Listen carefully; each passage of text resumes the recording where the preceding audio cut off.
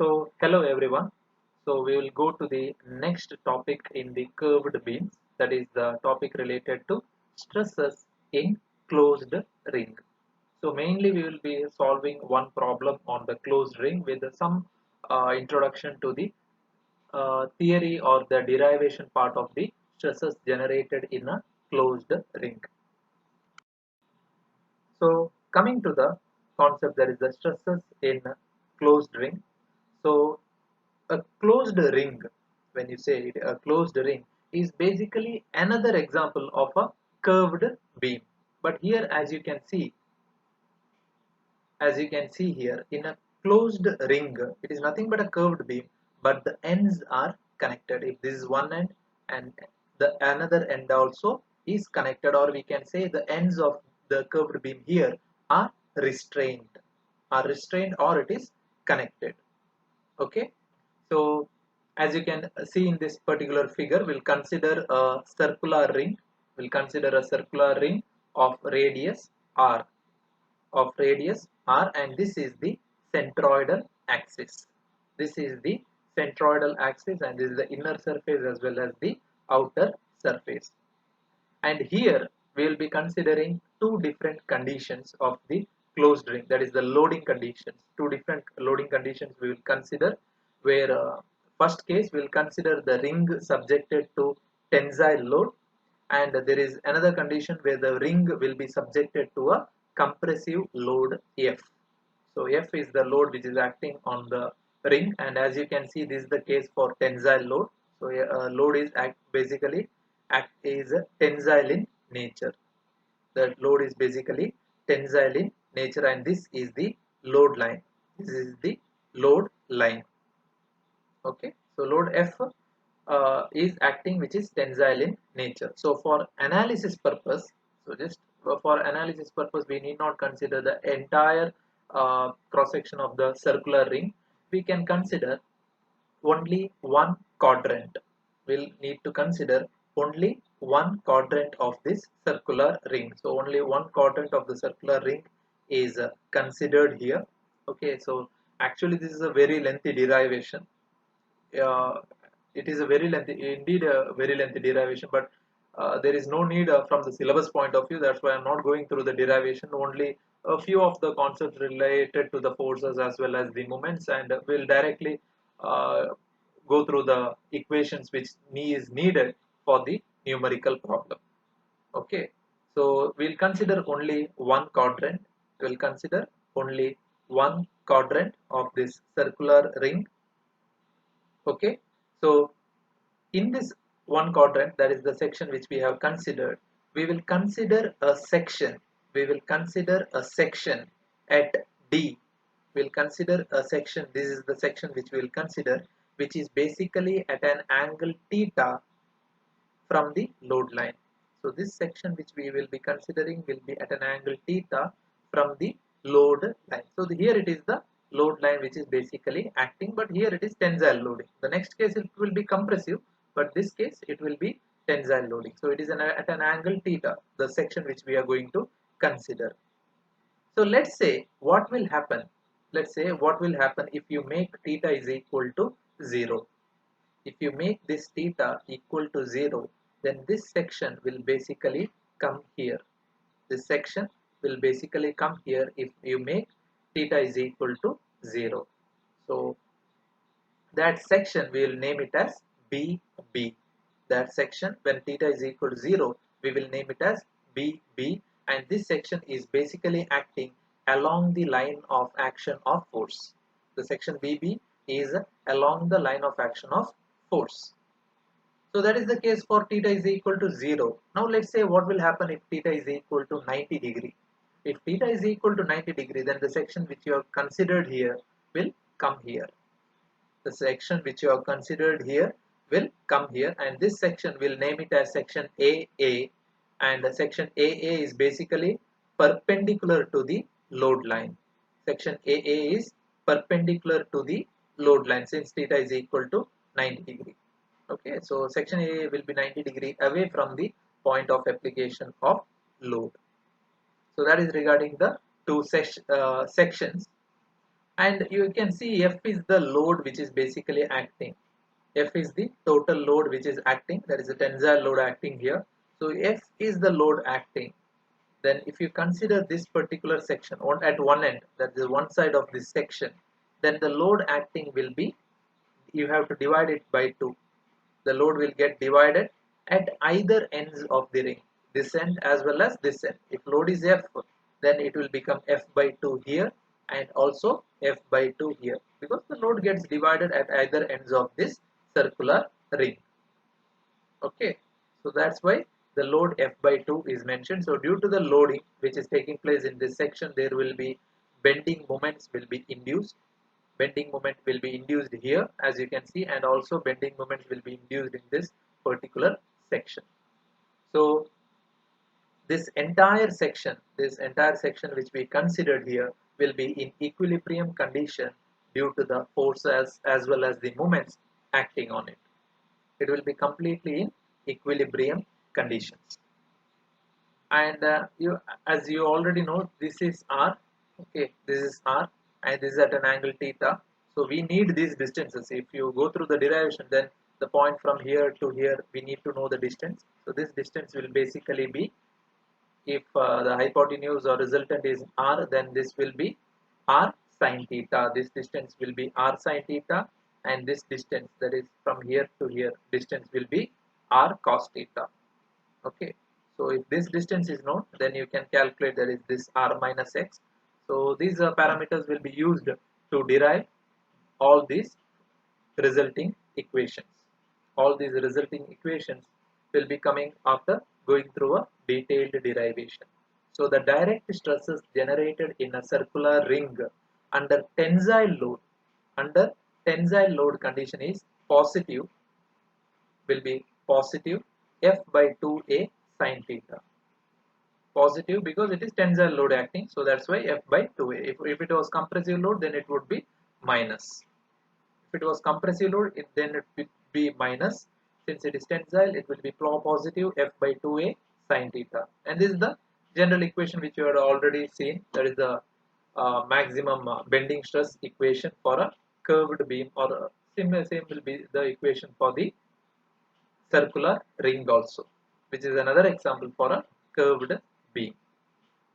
Okay, and next we will measure the bending moment generated at section BB. I have told you the section BB is acting along the line of action of load. It is acting along the line of action of load or force, which is where theta is basically will become equal to 0. Right? Theta will become equal to 0. So the maximum bending moment generated will be this particular value, and this is also given in your design data handbook. These equations are also already there in your design data handbook. That is the Mahadevan and Balavedere design data handbook. It is already there. So this is the maximum bending moment generated at section BB. That is this particular section, or we can say this particular section. So at section BB, if you consider at section BB, the bending moment that is generated, okay, the bending moment which is generated, this couple which is generated with respect to the BB section acting along the line of action of load will basically produce, if you clearly observe, so this section we are considering, and the load is acting in this direction, that is tensile load is acting. Tensile load is acting. When tensile load is acting with respect to this section, then compressive stresses will be generated. Compressive stresses will be generated in the inner fiber. Compressive stresses will be generated in the inner fiber, and tensile stresses will be generated at the outer fiber. You can take any example of a circular ring and you give the tensile loading. You can clearly see all these areas, they will be elongated. It will get elongated. But this area, that is the inner surface at section BB, if you observe, when the load is acting in this particular direction, there will be a contraction that is taking place in the material. You can do any practical example and find it out. So if there will be a contraction that will be happening in this particular region, that is why if you are considering this section, there will be compressive stresses generated at the inner surface. Whereas the outer surface, since we are elongating, there will be tensile stresses that will be induced. It will be tensile stresses that will be induced. Now let's consider the next one, that is the bending moment at section AA, which is at 90 degree away from the line of action of load. That is section AA, and the maximum bending moment generated, as you can see, it is given in negative 0.182 F into R, right? So this couple, that is this couple which is with respect to section AA, perpendicular to the line of action of load, this section perpendicular to line of action of load will actually produce, when you pull the that is sorry when a tensile load is applied or you give a pulling load, okay, when you apply a tensile load condition, what happens is, as I said earlier, tensile stresses will be generated at the inner fiber. In this section, that is at this section, if you consider, tensile stresses will be generated at the inner fiber and compressive stresses will be generated at the outer fiber. So if you consider this section, compressive stresses will be generated at the inner surface and tensile will be at the outer surface. Whereas you consider this particular section, tensile stresses will be generated at the inner surface and compressive stresses will be generated at the outer surface. Okay, so there you can do any practical example and find it out why where the elongation and the contraction is taking place with respect to the two sections. So this is the equation, that is the direct stress equation, which is the final resulting equation we will be deriving for a closed ring under tensile conditions, and this is the bending moment equation. So next condition is the ring subjected to compression. This is the ring subjected to compression. So I'll not go much into it. So this is the direct stress equation which you will get for a closed ring under compressive load. As I said, negative is indicating the compressive load that is being acting here. Okay. So this is a maximum stress, a bending stress equation which will be generated, which will be safe, and whatever is the bending moment generated at section BB.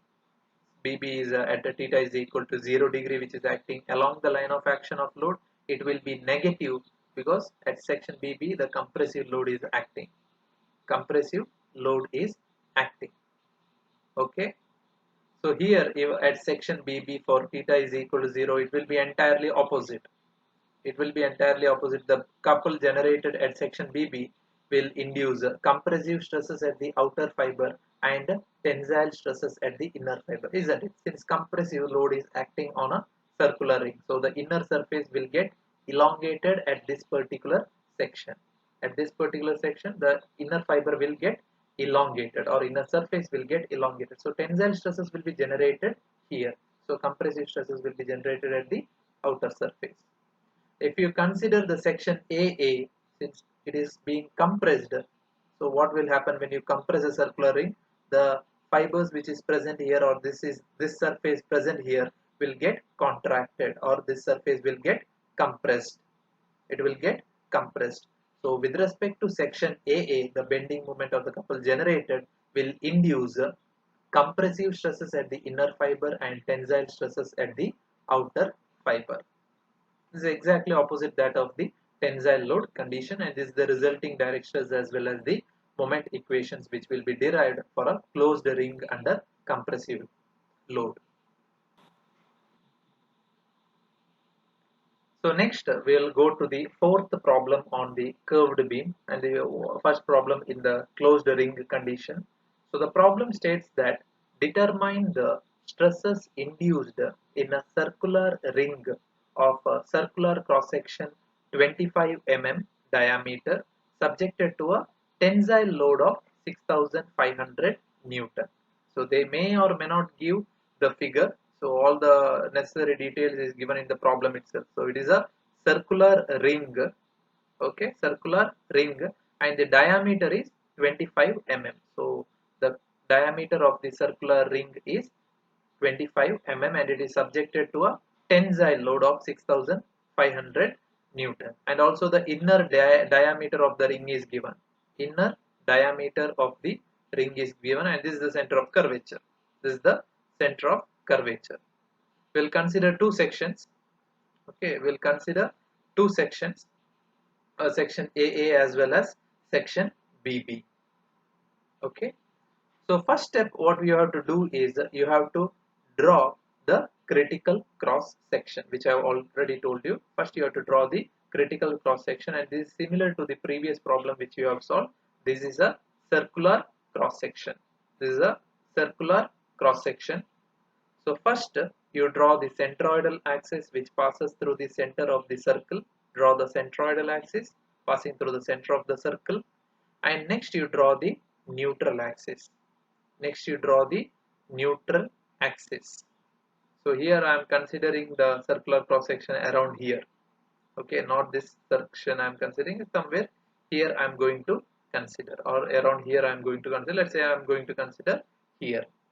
So neutral axis will be shifted away from the centroidal axis towards the inner surface. This is the inner surface which I am going to consider, and this will be the outer surface. Okay, this will be the outer surface, and this will be the inner surface. So neutral axis shifted towards the inner surface. And as you can see, the center line of curvature and load is acting along the center line of curvature itself. So both will be the same line. Both will have the same line. Then you can draw the remaining parameters. So as you can see, the diameter of the circular section is 25 mm. Okay, then the center line of curvature to the inner surface is the radius is basically the inner radius of the surface with respect to center line of curvature, that is r subscript I, that is the inner radius, right? So ri is already 30. Why? Because inner diameter is 30, so inner radius will be inner diameter will be 60 mm, so inner radius will be 30 mm, that is ri, which is given here. So if you know ri and also if you know the diameter, then you can calculate r naught. Then you can calculate r naught, which is radius of the outer surface, right? Then the remaining thing is radius of the centroidal axis rc and also radius of the neutral axis rn. And e is nothing but the distance between the neutral and centroidal axis. Okay, then so the diameter you know that is 25 mm. So with respect to centroidal axis we can mark two distance, that is C1 and C2 with respect to inner and outer surfaces respectively. So if diameter is 25 mm, then C1 will be equal to 12.5 and C2 also will be same, that is 12.5. That is with respect to centroidal axis. Then with respect to neutral axis you can mark the distances as Ci and C naught with respect to inner surface and with respect to outer surface. Okay, so these are the parameters which we have to calculate here, and further than using those parameters, further we have to go to calculate the stresses which are induced at both the sections, that is section AA as well as section BB. We have next we'll calculate each and every parameters. So this is the cross section which I have considered from the data and book itself, just for you to understand the different sections, that is section AA which is 90 degree away from the load line and section BB which is along the line of action of load line. So this is an example for closed ring under tension condition itself. So we'll calculate one by one. That is, first one is the inner radius of curved beam. So the diameter given in the problem was 60 mm. So 60 divided by 2 you will get 30 mm inner radius. And outer radius, as I already mentioned, so if you know the inner radius, plus the diameter of the cross section, then you can calculate the inner radius plus entire diameter of the cross section 25 mm will give you the outer radius. You can refer back to the previous figure. Okay, it will be 55 mm. Then the remaining two radius, that is radius of centroidal axis and radius of neutral axis. Radius of centroidal axis is an easy one. It is an easy one. You can see in the cross section. I'll show you the cross section here itself. Radius of the centroidal axis RC, as you can see, that is from central line of curvature to centroidal axis. So if you know Ri, that is inner radius, plus the C1 value, that is, as I told you, this is C1 with respect to centroidal axis, and C2 with that is nothing but the distance from inner as well as outer surfaces. So if diameter is 25 mm, then C1 will be nothing but 25 divided by 2, that is 12.5 mm. So if you know inner radius plus C1, the value which you get is nothing but for radius of centroidal axis. That is what 30 plus C1. C1 is nothing but 25 divided by 2, and C1 is equal to C2, which is equal to 12.5 mm, or 25 by 2 equal to 12.5 mm. So radius of centroidal axis you can calculate. After that, you can go and calculate the radius of neutral axis. Radius of neutral axis, and this is the radius of the neutral axis. We have gone through in the previous problem itself. This is the radius of the neutral axis, which is with respect to the circular section. You have to refer from table 10.1 in page 162 from Balavir Reddy Mahadevan Design Data Handbook for a circular cross section. So C is nothing but the distance, that is C1 equal to C2 equal to C, that is C, and R is nothing but the centroidal axis, sorry, radius of the centroidal axis. So substitute RC, that is R value, and C value, you can get the radius of the neutral axis. Okay, so we know RC, we know Rn. So if we know both the values, then the eccentricity, that is the distance of the neutral axis to the centroidal axis, can be calculated, which is E equal to RC minus Rn. So substitute both the values and get the distance, that is the eccentricity value. Then the remaining one, that is distance of neutral axis to inner radius. So that is Ci value. So if you know Rn, that is from here to here, if you know Rn and if you know Ri value, that is from here to here, then you can calculate Ci. Ci is nothing but Rn minus Ri. So substitute both the values and get the value for Ci. Similarly, ray distance of neutral axis to the outer radius or outer surface C naught will be equal to whatever is the outer radius, the entire outer radius minus the neutral axis will give you the distance of the outer surface. That will be C naught value you can calculate. Okay, or else if Ci you know and already diameter is known, then 25 minus Ci will give you the C naught value. That also can be done. Next, one more is the area of the cross section, circular cross section. So it will be pi by 4 d square, and substitute the value and get the value. So here we'll calculate the stresses and moments generated at each and every section. We have seen the equations before. We have to calculate the sections stresses at a different section. So first we'll consider the section BB. Section BB, which is at theta is equal to 0, acting along the line of action of load, right? So section BB, and it is subjected to tensile load. It is subjected to tensile load. So the stress, direct stress will be a positive one. Direct stress will be a positive value. If it was compressive load, then it would be minus here. Okay. So F value is already given, right?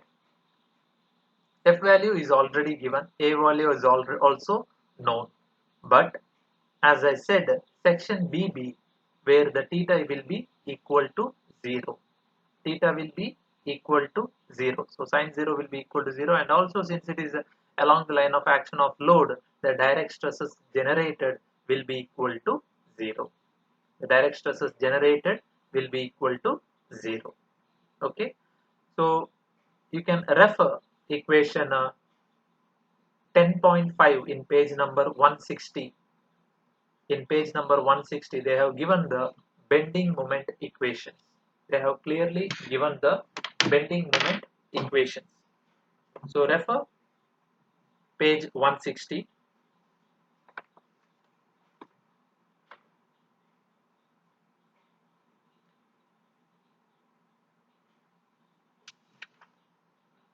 So you can see in equation 10.5, Mmax is equal to 0.318 Fr. That is the value for what? It is for ring subjected to tension condition. Just see at the top, it is for ring subjected to tension condition, right? And also you can see that is the maximum bending moment generated for theta is equal to 0. So the condition which we considered is theta is equal to 0.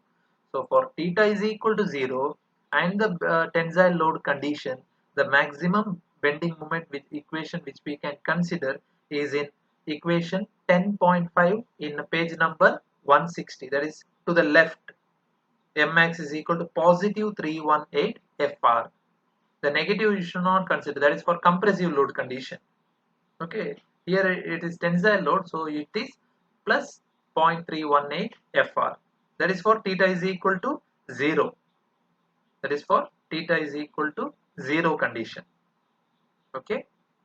So substitute the values. F value you know, radius value that is a r value, that is the radius of the centroidal axis value we already know. So you can substitute and get the maximum bending moment generated with respect to section BB.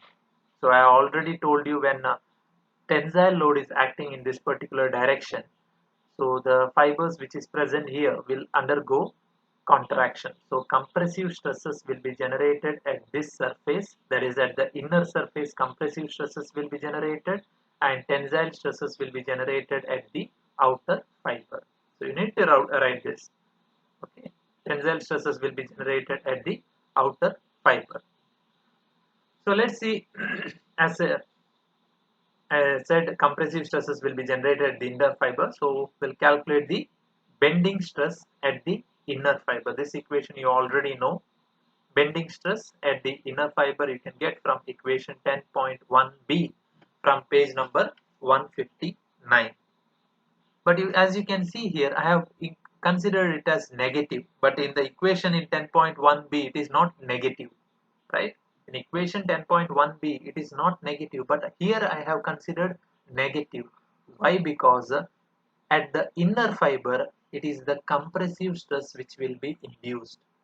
At the inner fiber, in this particular problem and in this particular circular ring condition, here for section BB, condition, compressive stresses will be generated at the inner fiber.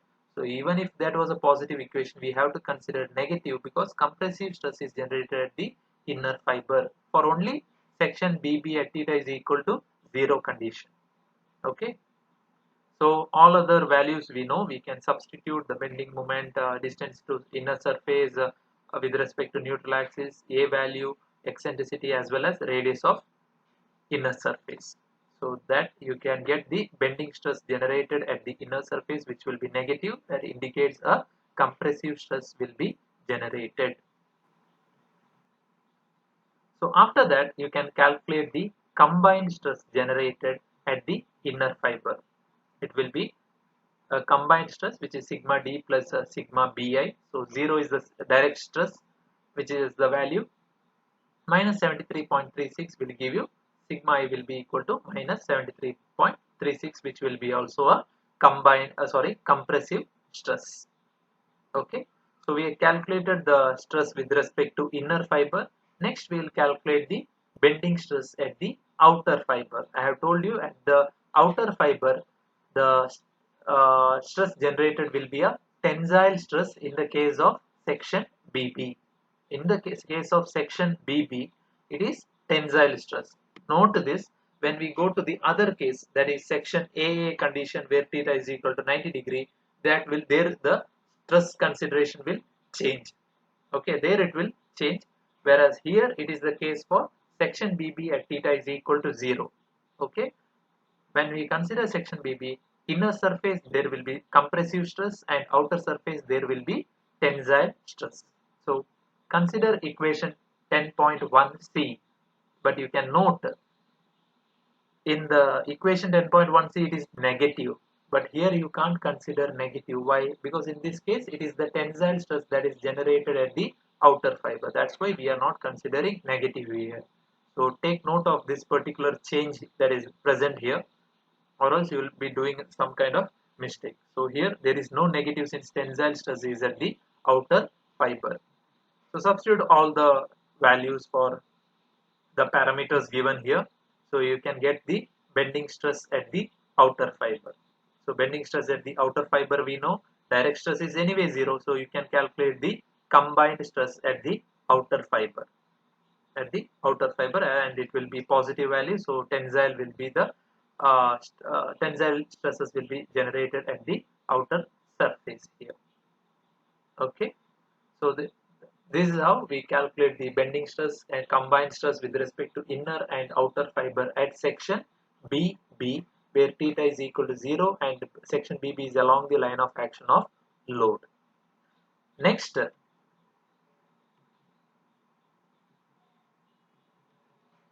that is again a repeated. So next we'll consider the another section. Next we'll consider another section, that is section AA, where theta is equal to 90 degree and the section is perpendicular to the line of action of load. But direct stresses, it will be a positive value because the load acting is tensile. So direct stresses will be a positive value, and here theta is not 0, theta is 90 degree.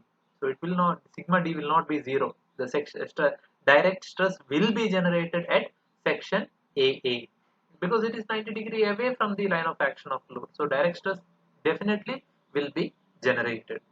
So F value you substitute, area you substitute, and as well as theta, you can calculate the direct stresses which will be generated, which is 6.62 Newton per mm square.